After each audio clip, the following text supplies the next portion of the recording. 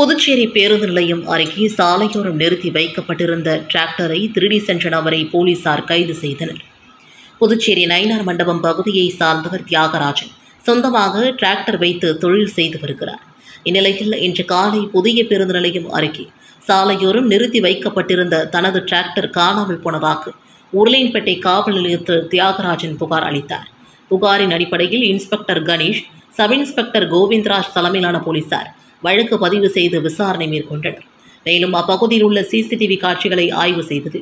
சீர்காழி புதுப்பட்டினம் பகுதியை சார்ந்த வரதராஜன் என்பவர் டிராக்டரை திருடியது தெரிய வந்தது.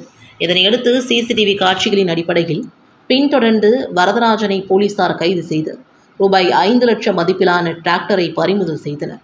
பின்னர் நீதிமன்றத்தில் ஆஜர்படுத்தி காலாப்பட்டு மத்திய சிறையில் அடைத்தனர். புகார் அளித்த 5 மணி நேரத்தில் திருடனை பிடித்த உருளையன்பேட்டை போலீசாரை சட்டம் ஒழுங்கு சீனியர் எஸ்பி கலைவாணன் வெகுவாக பாராட்டினார். புதுச்சேரியில் உள்ள தேசிய நெடுஞ்சாலையில் 100க்கும் மேற்பட்டோர் உயிரிழந்தவரின் உடலை சாலையில் வைத்து போராட்டம் நடத்தியதால் சுமார் 1 மணி நேரத்திற்கு மேலாக போக்குவரத்து பாதிக்கப்பட்டது. புதுச்சேரி மாநிலம் தொகுதிக்குட்பட்ட பெருங்குளூர், பெண், தனத்துமேடு உள்ளிட்ட கிராமங்களில் 1500க்கும் மேற்பட்ட குடும்பங்கள் வசித்து வருகின்றனர். இந்த ஊர்களுக்கு தேசிய நெடுஞ்சாலையை தாண்டி சுடுகாடு உள்ளது. இறப்பவர்கள் அங்கு உடலை எடுத்து சென்று அடக்கம் செய்வார்கள். ஆனால் தற்போது தேசிய நெடுஞ்சாலை அமைக்கப்பட்டதன் காரணமாக சாலை துண்டிக்கப்பட்டுள்ளது. இதனால் 4 கிலோமீட்டர் தூரத்திற்கு சுற்றி பின்பு சுடுகாட்டு பகுதிக்கு செல்ல வேண்டிய சூழல் ஏற்பட்டிருக்கிறது. அப்பகுதி மக்கள் பலமுறை கோரிக்கை விடுத்தும் அரசு இதுவரை எந்த நடவடிக்கையும் எடுக்கவில்லை என்று கூறப்படுகிறது. இந்நிலையில் பெருங்குளூர் பகுதியில் இன்று ஒருவர் இறந்துள்ளார். அவரை அடக்கம் செய்வதற்காக உடலை உறவினர்கள் மற்றும் ஊர் பொதுமக்கள் சுடுகாட்டிற்கு எடுத்து வந்தார்கள். இந்த சாலை துண்டிக்கப்பட்டதை கண்டித்தும் சாலையை உருவாக்கி தர வேண்டுமென்று வலியுறுத்தி உடலுடன் சாலை மறியலில் ஈடுபட்டனர். இதனால் விழுப்புரம் நாகப்பட்டினம் சாலையில் போக்குவரத்து பாதிக்கப்பட்டது. இதனைத் தொடர்ந்து அப்பகுதி தாசில்தார் சேகர் சம்பவ இடத்திற்கு வருகை தந்து பொதுமக்களிடம் சமாதான பேச்சுவார்த்தை நடத்தி தேவையான நடவடிக்கை எடுக்கப்படும் என்று உறுதியளித்ததை தொடர்ந்து போராட்டம் கைவிடப்பட்டது. இதனால் தேசிய நெடுஞ்சாலையில் சுமார் 1 மணி நேரத்துக்கு மேலாக போக்குவரத்து பாதிக்கப்பட்டது. மது ஆலைகளுக்கு அனுமதி வழங்கியதில் முறைகேடு நடந்துள்ளதாக புகார்கள் எழுந்துள்ளது. இதுகுறித்து சிபிஐ விசாரணை கோரி உயர்நீதிமன்றத்தை நாடுவோம் என்று புதுச்சேரியின் பாராளுமன்ற உறுப்பினரும் மாநில காங்கிரஸ் கட்சியின் தலைவருமான வைத்திலிங்கம் தெரிவித்துள்ளார். புதுச்சேரி மாநில காங்கிரஸ் கட்சியின் தலைவர் வைத்திலிங்கம் செய்தியாளர்களை சந்தித்தார். அப்போது புதுச்சேரி அரசு தீபாவளிக்கு இலவச அரிசியை ரேஷன் கடை மூலம் வழங்கியது. ஆனால் அதன் பின்னர் ரேஷன் கடைகளை திறக்கவில்லை, இலவச அரிசியை வழங்கவில்லை, ரேஷன் கடை ஊழியர்களுக்கு சம்பளமும் தரவில்லை. உணவு பாதுகாப்பு சட்டப்படி 20 கிலோ அரிசி ஏழை மக்களுக்கு தர வேண்டும், அதையும் அரசு தரவில்லை. புயலால் பாதிக்கப்பட்ட புதுச்சேரி மக்களுக்கு ரூபாய் 5000 நிவாரணம் வழங்கப்பட்டது. ஆனால் விவசாயிகள் முழுமையாக வீடு இழந்தவர்களுக்கு இதுவரை நிவாரணம் தரவில்லை. மத்திய அரசு புயல் சேதத்தை பார்வையிட்டதோடு அவர்களுக்கு நிவாரணம் தரவில்லை என்றும் மத்திய அரசை நாடி நிவாரணம் பெற அரசு தவறிவிட்டது என்றும் குற்றம் சாட்டினார். மேலும் மது ஆலைகளுக்கு அனுமதி வழங்கியதில் முறைகேடு நடந்துள்ளதாக புகார்கள் எழுந்துள்ளது. இதுகுறித்து சிபிஐ விசாரணை கோரி உயர்நீதிமன்றத்தை நாடுவோம் என்றும் புதிதாக மது ஆலைகள் தேவையில்லை என்றும் புதுச்சேரி தொழில்நுட்ப பல்கலைக்கழக மாணவி பாதிக்கப்பட்ட விவகாரத்தில் கைது நடவடிக்கை சரியாக இல்லை, இதில் ஆளும் கட்சியினர் தலையீடு உள்ளது, போலீசார் தாமதமாக செயல்படுகின்றனர், மாணவியிடம் அத்துமீறல் குறித்து முழு விசாரணை நடத்தி உரியவர்களை கைது செய்ய வேண்டும், இல்லையென்றால் இந்த கோரிக்கையை வலியுறுத்தி காங்கிரஸ் போராட்டம் நடத்தும் என்றும் தெரிவித்தார். சென்டாக் மருத்துவ சீட்டுகளில் முறைகேடாக மாணவர்கள் சேர்க்கப்பட்ட வழக்கில் தேசிய மருத்துவ கவுன்சிலுக்கு 50,000 ரூபாய் அபராதம் விதித்து ஐகோர்ட் உத்தரவிட்டுள்ளது. புதுச்சேரி அரசு மற்றும் தனியார் மருத்துவ கல்லூரிகளில் உள்ள MBBS காலியிடங்கள் சென்டாக் மூலம் நிரப்பப்பட்டு வருகிறது. கடந்த 2017-18 ஆண்டு சென்டாக் மூலமாக MBBS படிப்பிற்கு மாணவர் சேர்க்கை நடந்தபோது ஒரு சீட்டிற்கு 10 மாணவர்கள் என்ற அடிப்படையில் மாணவர்களின் பெயர் பட்டியலை தனியார் மருத்துவக் கல்லூரிகளுக்கு பரிந்துரையாக அனுப்பியது. அந்த பட்டியலில் உள்ள மாணவர்களை மட்டுமே சேர்த்துக் கொள்ள வேண்டும் என்றும் அறிவுறுத்தியது. ஆனால் தனியார் மருத்துவக் கல்லூரி நிர்வாகங்கள் சென்டாக் நிர்வாகம் அனுப்பிய ஒன்றுக்கு 10 என்ற பட்டியலில் இல்லாத மாணவர்களை அதிக பணம் வாங்கிக் கொண்டு முறைகேடாக சேர்த்தனர். இதுகுறித்து புதுச்சேரி சென்டாக் மாணவர் பெற்றோர் நலச்சங்கத்தின் சார்பாக தேசிய மருத்துவ கவுன்சில் புகார் அளிக்கப்பட்டது. தொடர்ந்து சென்னை உயர்நீதிமன்றத்தில் முறைகேடாக சேர்ந்த மாணவர்களை நீக்கி அந்த காலி இடங்களை புதுச்சேரி மாநில மாணவர்களுக்கு வழங்க வேண்டும் என்றும் வழக்கு தொடரப்பட்டது. இந்த வழக்கு சென்னை உயர்நீதிமன்றத்தில் நடந்து வருகிறது. இவ்வழக்கில் நடவடிக்கை எடுக்க வேண்டிய தேசிய மருத்துவ கவுன்சில் நிர்வாகம் நடவடிக்கை எடுக்காமல் பல முறை நீதிமன்றத்தில் அவகாசம் கேட்டு காலம் தாழ்த்தி வந்தது. இதனை ஏற்க மறுத்த தலைமை நீதிபதி ஸ்ரீராம், நீதிபதி செந்தில் குமரன், ராமமூர்த்தி ஆகியோர் தேசிய மருத்துவ கவுன்சில் நிர்வாகத்திற்கு ரூபாய் 50,000 அதிரடியாக அபராதம் விதித்தனர். இத்தொகையை தமிழ்நாடு சட்டப்பணிகள் ஆணைய வங்கிக் கணக்கில் செலுத்தவும் உத்தரவிட்டனர். கதிர்காமம் தொகுதிக்குட்பட்ட வடக்கு பாரதிபுரம் முருகன் கோவில் வீதி, வெள்ளவாரி ஓடை வீதி சாலையில் அதிகளவில் கெமிக்கல் தண்ணீர் வருகின்ற காரணத்தினால் குழந்தைகள் முதல் பெரியவர்கள் வரை பல்வேறு இன்னலுக்கு ஆளாவதாக அப்பகுதி மக்கள் குற்றம் சாட்டியுள்ளனர்.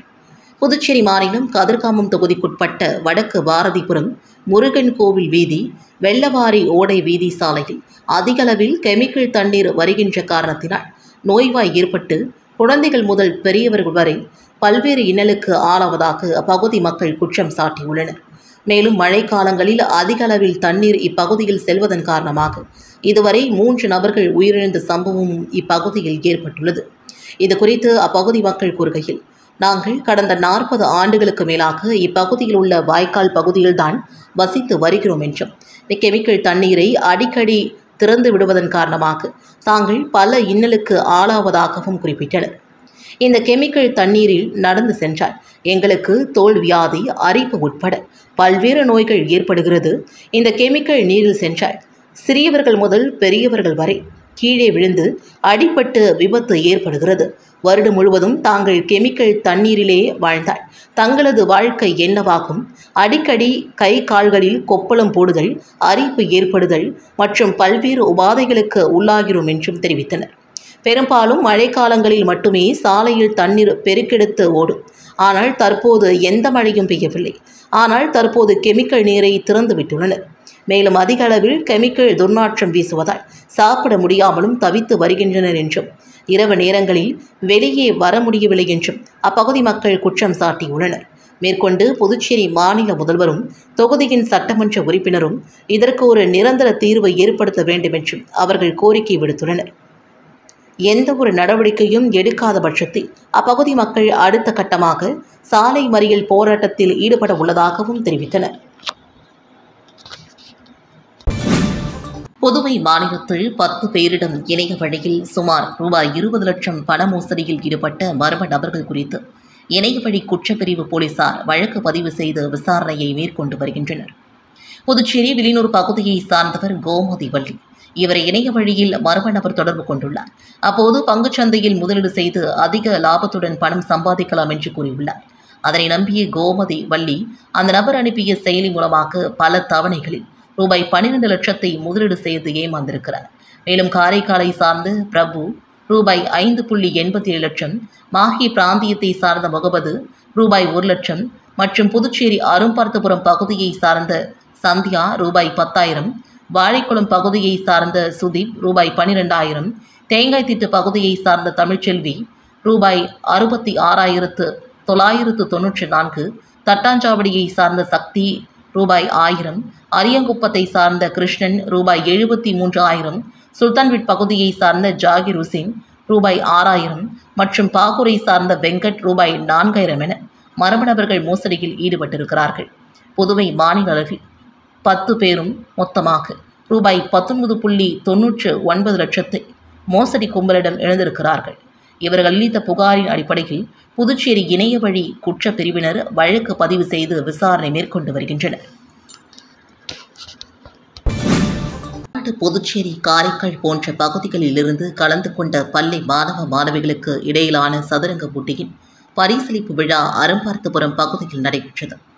தமிழ்நாடு, புதுச்சேரி, காரைக்கால் போன்ற பள்ளிகளுக்கு இடையிலான மாநில அளவிலான சதுரங்க போட்டி பெக்டம் செஸ் அகாடமி மற்றும் ஆஞ்சநேயர் பிரெஞ்சு அக்கவுண்டிங் இன்ஸ்டிடியூட் இணைந்து அரும்பர்த்தபுரம் ப்ளூ ஸ்டார் மேல்நிலைப் பள்ளியில் மாநில அளவில் பள்ளிகளுக்கு இடையிலான சதுரங்க போட்டி நடைபெற்றது. இதில் தமிழ்நாடு, புதுச்சேரி, காரைக்கால் போன்ற பகுதிகளிலிருந்து சுமார் 205 மாணவ மாணவிகள் போட்டியில் கலந்து கொண்டனர். இதனைத் தொடர்ந்து வெற்றி பெற்ற மாணவ மாணவிகளுக்கு பரிசளிப்பு விழா நடைபெற்றது. இதில் வெற்றி பெற்ற 100க்கும் மேற்பட்ட மாணவ மாணவியருக்கு பரிசுகளும் வழங்கப்பட்டன.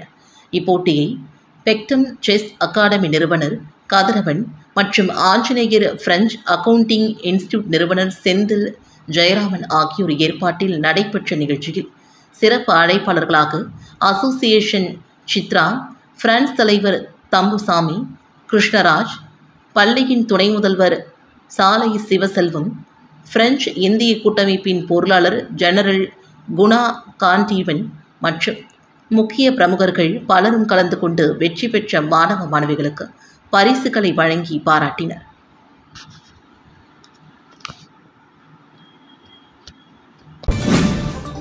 புதுச்சேரி ஆனதாயின் ஹோட்டலில் லீடர் படத்தின் ஃபர்ஸ்ட் லுக் வெளியீட்டு விழா நடைபெற்றது. ஒரு டைலரின் மகன் எவ்வாறு லீடர் ஆகிறார் என்ற தலைப்பில் படம் எடுக்கப்பட்டதாக படத்தின் ஹீரோ தெரிவித்துள்ளார். புதுச்சேரி ஆனதாயின் ஹோட்டலில் லீடர் படத்தின் ஃபர்ஸ்ட் லுக் வெளியீட்டு விழா நடைபெற்றது. டைலர் வேலை செய்யும் ஒருவரின் மகன் பல்வேறு இன்னல்களுக்கு நடுவில் படித்து உழைத்து பல கோடிகளை பார்த்து கொரோனா காலத்தில் தான் சம்பாதித்த பல கோடிகளை இழக்கிறார் என்பதை தனது சொந்த வாழ்வில் நடந்த நிகழ்வுகளை கொண்டு புதுச்சேரியை சார்ந்த ஆனந்த் ரவிச்சந்திரன் படத்தின் ஹீரோவாக நடிக்க முகவரி படத்தின் அசிஸ்டன்ட் டைரக்டராக பணியாற்றிய ஆதி ராஜா இயக்குகிறார்.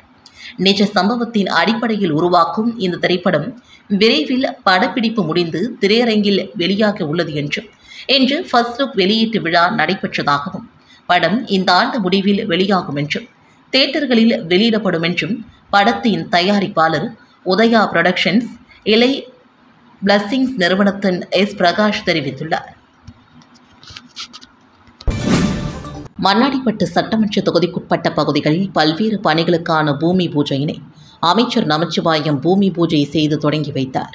புதுச்சேரி நியமன சட்டமன்ற உறுப்பினர் தொகுதி மேம்பாட்டு நிதியின் கீழ் ரூபாய் 21,70,000 செலவில் மேற்கொள்ளப்படும் ரிங்காரெட்டிப்பாளையம் கிராமத்தில் உள்ள தெற்கு தெருவில் கழிவுநீர் வாய்க்கால் மற்றும் சாலைகளை மேம்படுத்தல் பணிக்கான பூமி பூஜையும், குப்பம் கிராமத்தில் உள்ள விடுபட்ட குறுக்கு தெருக்களுக்கு கழிவுநீர் வாய்க்கால் மற்றும் சாலைகள் அமைத்தல் பணிக்கான பூமி பூஜை ரூபாய் 7,80,000 செலவிலும், கைக்கல்பட்டு கிராமத்தில் உள்ள புதுநகருக்கு சாலை அமைத்தல் மற்றும் கருமாதி கொட்டகை கட்டுதல் பணிக்கான பூமி பூஜை ரூபாய் 13,50,000 செலவிலும், சுத்திகேணி கிராமத்தில் உள்ள மேட்டு தெருவில் சாலையை மேம்படுத்துதல் மற்றும் கழிவுநீர் வாய்க்கால் அமைத்தல் பணிக்கான பூமி பூஜை ரூபாய் 24,50,000 மதிப்பீட்டிலும் நடைபெற்றது. இந்த நிகழ்ச்சியில் உள்துறை அமைச்சர் நமச்சிவாயம் கலந்து கொண்டு விழாவிற்கு தலைமை தாங்கி பல்வேறு பணிகளுக்கான பூமி பூஜையினை தொடங்கி வைத்தார். இந்நிகழ்ச்சியில் முன்னாள் சட்டமன்ற உறுப்பினர் அருள்முருகன், மண்ணாடிப்பட்டு கொம்யூன் பஞ்சாயத்து ஆணையர் எழில்ராஜன், உதவி பொறியாளர் மல்லிகார்ஜுனன், இளைநிலை பொறியாளர் ஆனந்தன் மற்றும் ஊர் பிரமுகர்கள், பொதுமக்கள் உட்பட பாஜக பிரமுகர்கள் திரளானோர் கலந்து கொண்டனர். சுகாதாரத்துறையில் செயல்படுத்தப்படாத திட்டங்களை செயல்படுத்தியதாக ஆவணங்கள் தயார் செய்து கோடிக்கணக்கில் மோசடி செய்தவர்கள் மீது உரிய நடவடிக்கை எடுக்கும் வரை போராட்டம் நடத்தப் போவதாக அரசு ஊழியர்கள் சம்மேளனம் எச்சரித்துள்ளது. இது தொடர்பாக செய்தியாளர்களை சந்தித்த அரசு ஊழியர் சம்மேளனத்தின் கௌரவ தலைவர் பிரேமதாசன், புதுச்சேரி சுகாதாரத்துறை இயக்குநராக ஸ்ரீராமுலு பொறுப்பேற்றது முதல் சுகாதாரத்துறையில் பல்வேறு முறைகேடான பணி நியமனங்கள், இடமாற்ற கொள்கையை முற்றிலும் புறக்கணித்து பல்வேறு இடமாற்ற உத்தரவுகள் என்பது சர்வ சாதாரணமாக நடக்கும் ஒரு நிகழ்வாக மாறிவிட்டது. அது இன்றளவும் தொடர்கிறது என்று குற்றம் சாட்டினார். மேலும் சுகாதாரத்துறையில் முறைகேடான பணி நியமனங்கள் மற்றும் முறைகேடுகள் NHM ஸ்ரீராமுலு மற்றும் லக்ஷ்மி ஆகியோரின் சிண்டிகேட் இருவரும் ஊழல் முறைகேடுகள் ஈடுபட்டுள்ளதாகவும் அவர் கூறினார். முறைகேடான முறையில் பணி வாய்ப்பு பெற்றவர்களை பாதுகாப்பது மற்றும் பதவி உயர்வு வழங்க துடிப்பது போன்ற பல்வேறு நிகழ்வுகள் மற்றும் தொடர்ந்து இடமாற்றம் கொள்கையை மீறி வருவதாகவும் குற்றம் சாட்டினார். மேலும் இவர்களது ஊழலை மறைப்பதற்கு நீதிமன்றத்தில் கூட தவறான ஆவணங்கள் தயார் செய்து தவறு செய்துள்ளவர்களை காப்பாற்றுவதற்கு நிர்வாகம் முயற்சித்து வருவதாகவும் தெரிவித்த அவர், சுகாதாரத்துறையில் தற்போதைய செயல்பாடுகளுக்கு எதிராக 4 பிராந்தியங்களிலும் ஊழியர்களை திரட்டி போராட்டம் நடத்த அரசு ஊழியர் சம்மேளனம் முடிவு செய்துள்ளதாகவும் குறிப்பிட்டார். மேலும் தரமற்ற மருந்துகள், தரமற்ற LED டிவி, தேவைக்கு அதிகமான வாடகை வண்டிகள், செயல்படுத்தப்படாத திட்டங்கள், செயல்படுத்தியதாக ஆவணங்கள் தயார் செய்து கோடிக்கணக்கில் மோசடி செய்தவர்கள் மீது உரிய நடவடிக்கை எடுக்கும் வரை போராட்டம் தொடரும் என்றும் எச்சரித்தார்.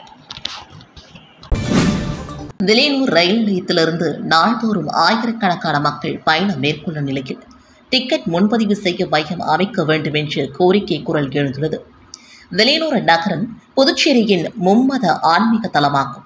இங்கு பிரசித்தி பெற்ற திருக்காமீஸ்வரர் கோவிலும் அருகே திருக்காஞ்சியில் இந்துக்களின் புனித தலமான காசியை போன்ற கங்கை வாரக நந்தீஸ்வரர் கோவிலும், புகழ்பெற்ற வில்லியனூர் மாதா கோவிலும், பிரபலமான சுல்தான்பேட்டை தர்காவும் அமைந்துள்ளன. பல சித்தர் ஸ்தலங்களும் வில்லியனூரை சுற்றி அமைந்துள்ளன. பல கல்லூரிகள், தொழிற்சாலைகள் என வில்லியனூர் ஒரு முழுமை பெற்ற நகரமாக காணப்படுகிறது. வில்லியனூர் ரயில் நிலையத்தில் ஒவ்வொரு நாளும் ஆயிரக்கணக்கான மக்கள் இங்கிருந்து பயணம் மேற்கொள்கின்றனர். குறிப்பாக அதிகாலை சென்னை எக்ஸ்பிரஸ் ரயிலில் மட்டும் வில்லியனூரிலிருந்து 500க்கும் மேற்பட்டோர் தினமும் பயணிக்கின்றனர். இப்படிப்பட்ட சிறப்பான வளர்ச்சியின் நகரமான வில்லியனூர் ரயில் நிலையத்தில் டிக்கெட் முன்பதிவு வசதி இல்லாத நமது பொதுமக்களுக்கு மிகுந்த சிரமத்தை உண்டாக்குகிறது. இது பற்றி பலர் கோரிக்கை விடுத்தும் இன்னமும் இவ்வசதி செய்து தரப்படவில்லை. இன்டர்நெட் வசதியோடு ஒரு கம்ப்யூட்டர் வைக்க தென்னக ரயில்வேக்கு எவ்வளவு நாட்கள் தான் தேவை? இவ்வாறாக பொதுமக்கள் கேள்வி எழுப்புகின்றனர். வில்லியனூர் பைபாஸ் சாலை, சுல்தான்பேட்டை ஆகிய பகுதியில் சுற்றித் திரியும் கால்நடைகளால் வாகன ஓட்டிகளுக்கு விபத்து ஏற்படும் அபாயம் ஏற்பட்டிருக்கிறது. அரசு நடவடிக்கை மேற்கொள்ள வேண்டும் என்று பொதுமக்கள் கோரிக்கை விடுத்தனர். புதுச்சேரி விழுப்புரம் நெடுஞ்சாலையில் ஒவ்வொரு நிமிடமும் நூற்றுக்கணக்கான வாகனங்கள் செல்கின்றன. இதில் வில்லியனூர் பைபாஸ், சுல்தான்பேட்டை ஆகிய பகுதிகளில் சாலை விசாலமாக இருப்பதால் அப்பகுதியில் வளர்க்கப்படும் பசுமாடுகள், பன்றிகள் திரளாக சுற்றித் திரிகின்றன. காலை முதல் இரவு வரை 24 மணி நேரமும் போக்குவரத்திற்கு இடையூறாக மாடுகள் சாலையை கடந்து செல்வதும், படுத்து ஓய்வெடுப்பதால் அடிக்கடி வாகன விபத்து ஏற்படுகிறது. இதில் பெரும்பாலும் பைக் ஓட்டிகள் கால்நடைகள் மீது மோதி விழுந்து காயமடைவதுடன் சில நேரம் உயிரிழப்புகள் கூட நிகழ்கிறது. எனவே அரசானது சாலையில் திரிக்கும் கால்நடைகளை அப்புறப்படுத்துவதுடன் அதன் உரிமையாளர்கள் மீது வழக்கு பதிவு செய்ய வேண்டும். அப்போதுதான் இதற்கு ஒரு நிரந்தர தீர்வு ஏற்படும் என்றும் அப்பகுதி மக்களும் சமூக ஆர்வலர்களும் கோரிக்கை விடுத்துள்ளனர். புதுச்சேரி வணிக திருவிழாவின் காலக்கெடு அடுத்த மாதம் 28ஆம் தேதி வரை நீடிக்கப்பட்டுள்ளதுடன் இதுவரை 27 லட்சம் பரிசு கூப்பன்கள் பொதுமக்களுக்கு விநியோகிக்கப்பட்டுள்ளது. புதுச்சேரி வணிக திருவிழா கடந்த அக்டோபர் துவங்கி நடந்து வருகிறது. வணிக திருவிழாவில் பங்கேற்றுள்ள வர்த்தக நிறுவனங்கள், கடைகளில் ஷாப்பிங் செய்பவர்களுக்கு பரிசு கூப்பன் வழங்கப்பட்டு வருகிறது.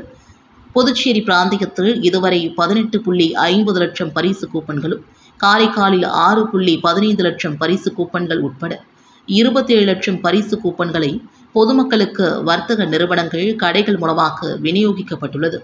பொதுமக்கள் போட்டி போட்டுக்கொண்டு பரிசு கூப்பன்களுடன் பொருட்களை வாங்கி சென்று அதிர்ஷ்ட குழுக்களுக்கான நாளை எதிர்பார்த்து ஆவலுடன் காத்திருக்கின்றனர். இதற்கிடையில் பொதுமக்கள் வர்த்தக நிறுவனங்களின் கோரிக்கை ஏற்று வணிக திருவிழாவினை அடுத்த மாதம் 28ஆம் தேதி வரை புதுச்சேரி அரசு நீடிப்பு செய்துள்ளது. மார்ச் 2ஆம் வாரத்தில் பரிசு பொருட்கள் வழங்க திட்டமிடப்பட்டுள்ளது. புதுச்சேரி லாஸ்பேட்டை அசோக் நகர் அருள்மிகு செல்வசித்தி விநாயகர் ஆலயத்தில் எழுந்தருளியுள்ள சைவ குமாரர்களாகிய திருஞான சம்பந்தர், திருநாவுக்கரசர், சுந்தரர், மாணிக்கவாசகர் ஆகிய 4வருக்கு கும்பாபிஷேக விழாவில் முன்னாள் சபாநாயகர் சிவக்கொழுந்து கலந்து கொண்டு சுவாமியை வழிபட்டார். புதுச்சேரி லாஸ்பேட்டை அசோக் நகர் அருள்மிகு செல்வசித்தி விநாயகர் ஆலயத்தில் எழுந்தருளியுள்ள சைவ குமாரர்களாகிய திருஞான சம்பந்தர், திருநாவுக்கரசர், சுந்தரர், மாணிக்கவாசகர் ஆகிய 4வருக்கும் கும்பாபிஷேகம் வெகு விமர்சையாக நடைபெற்றது.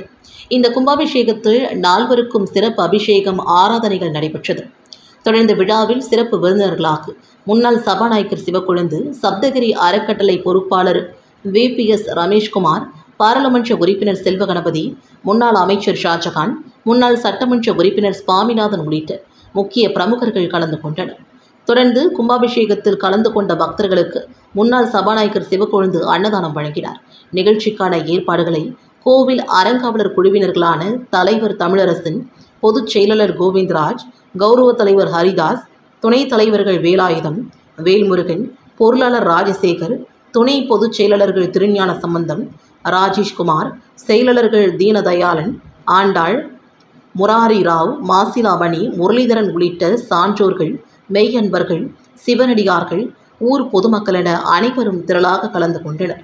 மேலும் கும்பாபிஷேகத்திற்கு முன்னாள் சபாநாயகர் சப்தகிரி VP சிவக்கொழுந்து நன்கொடையாக ரூபாய் 25,000 அறங்காவலர் குழு நிர்வாகிகளிடம் வழங்கினார்.